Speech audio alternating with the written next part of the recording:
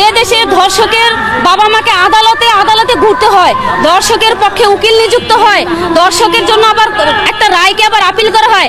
আসিয়ার হত্যাকারীর ফাঁসির রায় কার্যকর হয়েছে, সেই রায় আপিল বিভাগে এখন ঘুরতেছে ফাঁসি কার্যকর না হয়। তাহলে যে উকিল রায়টা আপিল করছে যে ফাঁসি কার্যকর না হোক, তাহলে কি ওর ইচ্ছা নাই, ওর ঘরে সন্তান নাই, তাহলে ও কেন করলো? আজকে 1 বছর পর্যন্ত আসিয়া হত্যা মামলার যখন ফাঁসি হয়নি, তখন রামিসা হত্যা হয়েছে। রামিসা হত্যা গত 24 ঘন্টার মধ্যে 3টা মেয়ে হত্যা হয়েছে। আজকে সকালে একটা বার্থডে হয়েছে, নিউজ দেখলাম RTVতে। কথা হচ্ছে বাংলাদেশ 92% মুসলিমের দেশ, স্বাধীন দেশ, এদেশের সরকার নির্বাচিত সরকার। 12 তারিখে এই দেশে সরকার নির্বাচিত হয়েছে, সুষ্ঠু নির্বাচনের মাধ্যমে এই দেশে সরকার হয়েছে। তাহলে সুষ্ঠু আইন প্রয়োগের মাধ্যমে কেন ফাঁসির রায় কার্যকর হবে না? কেন বিএনপির পক্ষ থেকে একটা লোক এখানে আসলো না?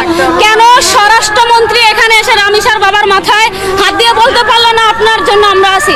কেন আইনমন্ত্রী এসে বলতে পারলো না যে আপনার পক্ষে আমরা এই দেশের আইন সঠিকভাবে দিব?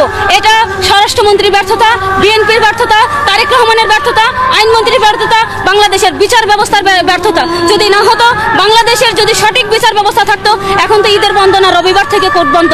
আজকে পর্যন্ত ফাঁসির রায় কার্যকর করার সুযোগ আছে।